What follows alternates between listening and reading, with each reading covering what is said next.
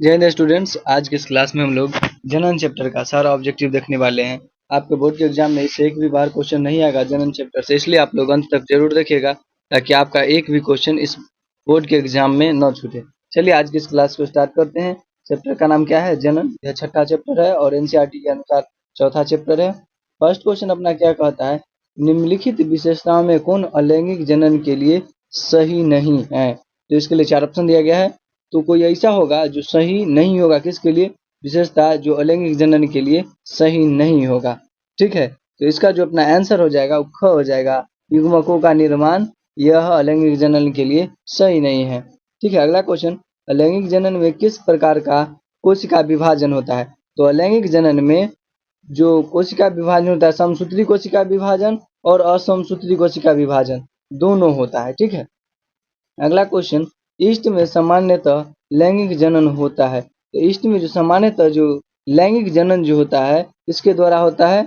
तो आपका हो जाएगा मुकुलन के द्वारा। ईस्ट में जो अलैंगिक जनन होता है मुकुलन के द्वारा होता है। ठीक है, अगला है, बहुकोशिकीय जीवों में होने वाले मुकुलन का उदाहरण है।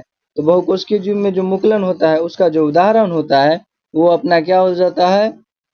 घ नंबर हाइड्रा। क्या हो जाता है? हाइड्रा। अगला, बीजाणु जनन अलैंगिक जनन की मुख्य विधि है। यह किसमें है? तो आपको अगला इसमें क्वेश्चन का जो आंसर हो जाएगा, जो 4 ऑप्शन दिया गया है उसी में से कोई एक होगा। कवक, हाइड्रा, स्पंज, ईस्ट। बताइए आप लोग क्या होगा? तो इसका जो आंसर हो जाएगा ईस्ट हो जाएगा। क्या हो जाएगा? ईस्ट।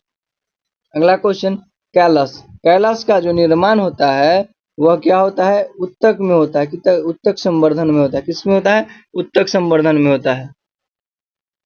अगला क्वेश्चन क्या बोलता है अपना? अगला क्वेश्चन बोल रहा है क्या? बाह्य दल एवं दलपुंज को कहा जाता है। बाह्य दल या दलपुंज को कहा जाता है तो सहायक अंग कहा जाता है। इसको क्या कहा जाता है? सहायक अंग। अगला, पुष्प के नर भाग को कहते हैं। तो पुष्प के नर भाग को पुमंग या पुंकेसर कहते हैं, याद रखिएगा। अगला है, पौधे के मदा भाग को कहते हैं। तो पौधा का जो मदा भाग होता है वो जयांग होता है। अपना अगला क्वेश्चन क्या कहता है? अंडाशय के भीतर पाया जाता है। तो अंडाशय के भीतर क्या पाया जाता है? ऑप्शन में वर्तिका, वर्तिकाग्र, बीजांड, इनमें से सभी। तो अंडाशय के जो भीतर पाया जाता है वो बीजांड पाया जाता है। क्या पाया जाता है? बीजांड। अगला क्वेश्चन, भ्रूण कोश अवस्थित रहता है। तो भ्रूण कोश कहाँ अवस्थित रहता है? तो अपना ये विखंडन बीजांड में होता है। भ्रूण कोश कहाँ होता है?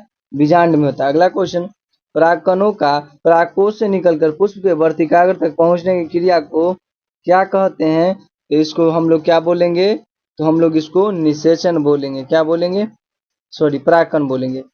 परागन कहते हैं। क्या कहते हैं? परागन कहते हैं। अगला क्वेश्चन, स्वपरागन किन पौधों में संभव है? एकलिंगी, केवल उभयलिंगी, किसी प्रकार के पौधे में, इनमें से कोई नहीं। तो स्वपरागन जो होता है वह क्या होता है? केवल उभयलिंगी, जिसको हम लोग बाइसेक्सुअल कहते हैं या द्विलिंगी भी बोलते हैं इसी को, उसी में संभव होता है स्वपरागन।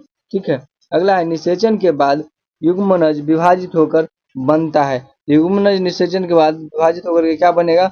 भ्रूण बनता है। क्या बनता है? भ्रूण। अगला, इनमें से कौन शुक्राणुओं का संग्रह स्थान है जहां शुक्राणु परिपक्व तथा सक्रिय होकर निषेचन योग्य बनते हैं? क्या? शुक्राणु। तो क्या हो जाता है अपना? वृषण हो जाता है। क्या होता है? वृषण, टेस्टिस। अगला क्वेश्चन, मनुष्य में शुक्राणु तथा अंडाणु का निषेचन होता है। निषेचन मतलब मिलना कहाँ पर होता है? तो यह क्या होता है अपना? फैलोपियन नलिका में होता है। कहाँ होता है? फैलोपियन नलिका। अगला क्वेश्चन, भ्रूण का विकास होता है। तो भ्रूण का जो विकास होता है वो कहाँ होता है अपना? गर्भाशय में होता है। कहाँ होता है? गर्भाशय। अगला क्वेश्चन क्या बोलता है? किस स्थिति में कॉपर्स ल्यूटियम सक्रिय रहकर हार्मोन प्रोजेस्टेरोन तथा रिलैक्सिन स्रावित करता है? अंडाणु निषेचित नहीं होने की स्थिति में, इनमें से कोई नहीं। अंडाणु के निषेचित होने के बाद क ख ग दोनों। तो इसका जो आंसर हो जाएगा अपना क्या हो जाएगा? क नंबर। अंडाणु के निषेचित होने के बाद यह क्या करता है? मतलब एक्टिव हो जाता है और प्रोजेस्टेरोन रिलैक्सिन स्रावित करते रहता है और वहाँ की सारी क्रियाओं को क्या करता है? पूरा करते रहता है। अगला क्वेश्चन, निम्नलिखित में कौन लैंगिक जनन संचारित रोग है? गोनोरिया, सिफिलिस, एड्स, इनमें से सभी क्या है, यह एक लैंगिक जनन संचारित रोग है। अगला क्वेश्चन, जनसंख्या नियोजन के लिए पुरुष द्वारा उपयोग में लाए जाने वाली एक सरल विधि क्या है? तो सरल विधि जो पुरुष के द्वारा जो प्रयोग किया जाता है वो कंडोम है। क्या है? कंडोम। अगला क्वेश्चन, जनसंख्या नियंत्रण के लिए स्त्रियों द्वारा अपनाई जाने वाली एक सर्जिकल विधि है। तो स्त्रियों के द्वारा जो विधि अपनाया जाता है वो क्या हो जाएगा अपना? स्त्री नसबंदी। क्या है? स्त्री नसबंदी। अगला क्वेश्चन क्या है? जनसंख्या नियंत्रण के लिए स्त्रियों द्वारा अपनाई जाने वाली एक सरल यांत्रिक विधि है। तो क्या सरल यांत्रिक विधि है? तो वह है कॉपर टी। ठीक है। अगला है, लैंगिक जनसंचारित रोग हर्पिस है। तो हर्पिस जो रोग है यह क्या है? वायरस जनित रोग है। क्या है? वायरस जनित रोग है। अगला क्वेश्चन, स्त्रियों के मूत्रजनन नलिकाओं का रोग ट्राइकोमोनिसिस है। यह कैसा रोग है? यह प्रोटोजुआ जनित रोग है। कैसा रोग है? प्रोटोजुआ जनित रोग है। लास्ट क्वेश्चन अपना आसपास ही है, अब लगभग खत्म ही है। अगला क्वेश्चन, इनमें से कौन स्त्रियों के बाह्य जनन इंद्रिया है? तो भग या बलवा को क्या कहा जाता है? बाह्य जनन इंद्रिया। अगला क्वेश्चन, पुरुष के शीशन का शिखर भाग कहलाता है। तो प्रियुस कहलाता है। क्या कहलाता है? प्रियुस। क्या कहलाता है अपना? सॉरी, एक मिनट। पुरुष का, हाँ सॉरी, 26,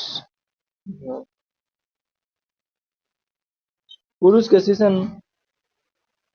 के शीशन का शिखर भाग क्या कहलाता है? तो प्रियुस कहलाता है। सही है अपना। ठीक है। अगला है 27, पुरुष का मैथुन अंग कहलाता है। तो क्या कहलाता है? मैथुन अंग शीशन कहलाता है। क्या कहलाता है? शीशन। अगला क्वेश्चन, नरयुग्मक कहलाते हैं। तो नरयुग्मक शुक्राणु को कहते हैं हम लोग, शुक्राणु।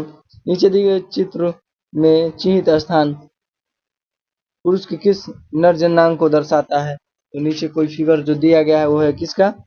आपको देखने को मिलेगा, वह है नर जननांग का। इसका है नर जननांग का, जिसमें कि शीशन है। ये हो जाएगा शीशन। शुक्रवाहिका, शकल नलिका, लगभग ये विरिसन का है। किसका है? विरिसन का। ये नहीं होगा, शीशन नहीं, विरिसन का होगा। आपको बुक में फिगर दिख जाएगा।